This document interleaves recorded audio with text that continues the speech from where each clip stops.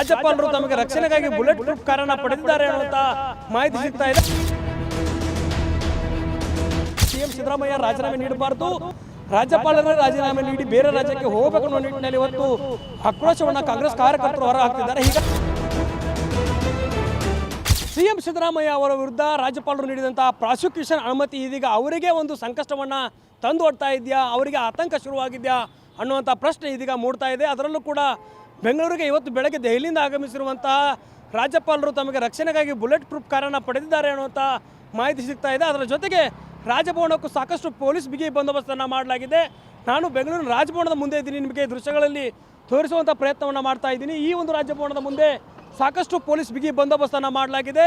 CM Siddaramaiah ಅವರಿಗೆ prosecution ಅನುಮತಿ ನೀಡಿದ್ರಿಂದ ರಾಜ್ಯಾದ್ಯಂತ ಕಾಂಗ್ರೆಸ್ ಕಾರ್ಯಕರ್ತರು ಸಾಕಷ್ಟು ಆಕ್ರೋಶವನ್ನು ಹೊರ ಹಾಕ್ತಿದ್ದಾರೆ. BJPಯ ಏಜೆಂಟ್ರಂತೆ ರಾಜ್ಯಪಾಲರು ಕೆಲಸವನ್ನು ಮಾಡ್ತಾ ಇದ್ದಾರೆ. ಹೀಗಾಗಿ ಅವರನ್ನು ವಜಾಗೊಳಿಸಬೇಕು ಅನ್ನುವಂಥ ಆಕ್ರೋಶವನ್ನು ಹೊರ ಹಾಕ್ತಿರುವಂಥ BJPಯ ವಿರುದ್ಧ BJPಯ ನಡೆಯ ಜೊತೆಗೆ ಅವರು ರಾಜ್ಯಪಾಲರು ಸಹಕಾರವನ್ನು ನೀಡ್ತಿದ್ದಾರೆ ಅನ್ನುವಂಥ ನಿಟ್ಟಿನಲ್ಲಿ ರಾಜ್ಯ ಕಾಂಗ್ರೆಸ್ ಆರೋಪವನ್ನು ಮಾಡ್ತಾ ಇದೆ. ಅದರ ಜೊತೆಗೆ ಆಕ್ರೋಶವನ್ನು ಹೊರ ಹಾಕ್ತಾ ಇದೆ. ಈಗಾಗಲೇ ಈ ಒಂದು ರಾಜಭವನಕ್ಕೂ ಕೂಡ ಕಾಂಗ್ರೆಸ್ನ ಕೈ ಕಾರ್ಯಕರ್ತರು ಮುಂತಿಗೆ ಹಾಕುವಂಥ ಯತ್ನಕ್ಕೆ ಮುಂದಾಗಿದ್ದರು ನಿನ್ನೆ ಅಷ್ಟೇ.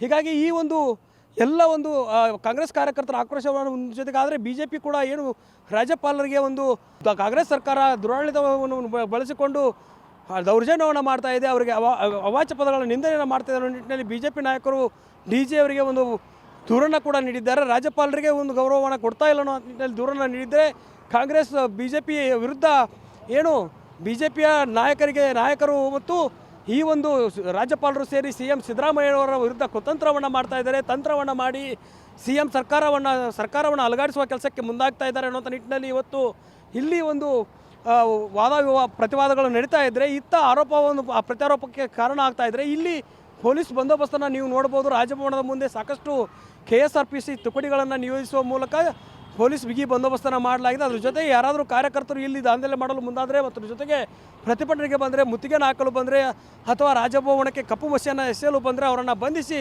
ತೆಗೆದುಕೊಂಡು ಸಾರಿಗೆ ಇಲಾಖೆಯ ಬಸ್ಗಳನ್ನು ಕೂಡ ಇಲ್ಲಿ ನಿಯೋಜಿಸಲಾಗಿದೆ. ನೀವು ದೃಶ್ಯಗಳಲ್ಲಿ ನೋಡ್ತಾ ಇದ್ದೀರಾ.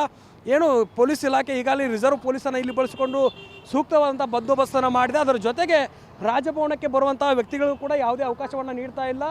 ರಾಜ್ಯಪಾಲರು ಇಂದಿನ ಎಲ್ಲ ಕಾರ್ಯಕ್ರಮಗಳನ್ನ ರದ್ದುಗೊಳಿಸಿ ಇಲ್ಲೇ ಇದ್ದಾರೆ. ಅದರ ಜೊತೆಗೆ ಬುಲೆಟ್ ಪ್ರೂಫ್ ಕಾರನ್ನು ಕೂಡ ಇಲ್ಲಿ ಬಳಸ್ತಿದ್ದಾರೆ ಅನ್ನೋಂಥ ನಿಟ್ಟಿನಲ್ಲಿ ಇವತ್ತು ಚರ್ಚೆ ಆಗ್ತಾ ಇದೆ.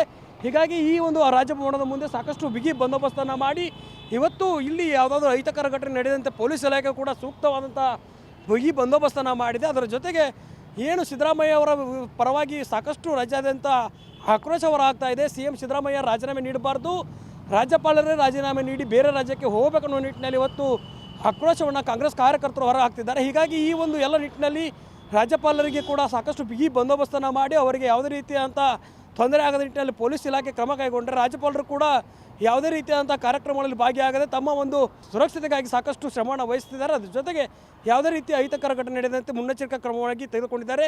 ಈ ಒಂದು ಸಿದ್ದರಾಮಯ್ಯ ವಿರುದ್ಧ ನೀಡಿರುವಂಥ ಪ್ರಾಸಿಕ್ಯೂಷನ್ ಅನುಮತಿ ಗವರ್ನರ್ ಅವರಿಗೆ ಆತಂಕ ತಂದಿದೆಯಾ, ಹೆದರಿಕೆಯನ್ನು ತಂದಿದೆಯಾ ಅನ್ನೋಂಥ ಪ್ರಶ್ನೆ ಮೂಡ್ತಾ ಇದೆ. ಕ್ಯಾಮ್ರಾ ಪರ್ಸನ್ ಗಿರಿಬಾಬು ಜೊತೆ ದುರ್ಗೇಶ್ ನಾಯಕ, guarantee news, Bengaluru. Guarantee news, ಸುದ್ದಿ ಖಚಿತ, ನ್ಯಾಯ ನಿಶ್ಚಿತ.